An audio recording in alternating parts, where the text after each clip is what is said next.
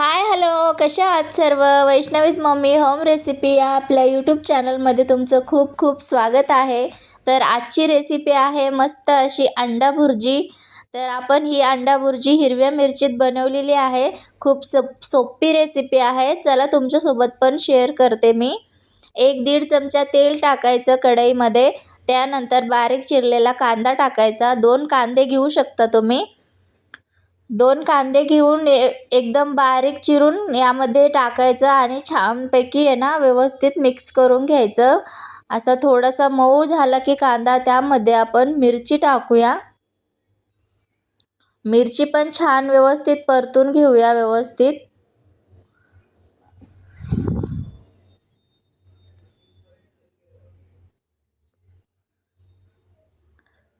हे बघा, अशा प्रकारे मिरची छान परतून झाल्याच्या नंतर त्यामध्ये एक लालसर रंगाचा टोमॅटो घ्यायचा. एकदम छोटा टोमॅटो घ्यायचा. आपण थोडीशीच भुर्जी बनवणार आहे.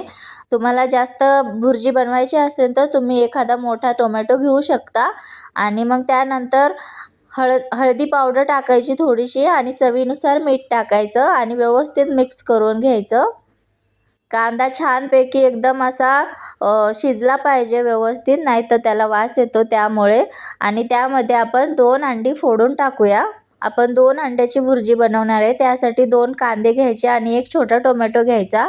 3-4 हिरव्या मिरच्या घ्यायच्या. बस एवढंच घ्यायचं, बाकी जास्त काही नाही घ्यायचं. सर्व मिक्स करून घ्यायचं. व्यवस्थित सर्व मिक्स करून झाल्याच्या नंतर पूर्ण भुर्जी आहे ना असं बारीक बारीक म्हणजे मिक्स करून घ्यायची. आणि त्यामध्ये कोथिंबीर टाकायची आणि व्यवस्थित मिक्स करून घ्यायची. कोथिंबीर यासाठी टाकायची की भुर्जीला छानपैकी टेस्ट येते.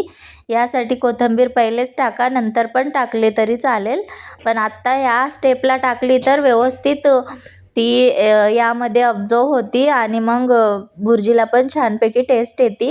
त्यानंतर 5 मिनिटं झाकण ठेवायचं आणि झाकण ठेवून झाल्यावर परत चेक करून बघायचं.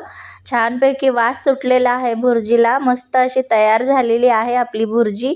व्हिडिओ आवडल्यास व्हिडिओला लाईक करा, शेअर करा आणि सबस्क्राईब करा.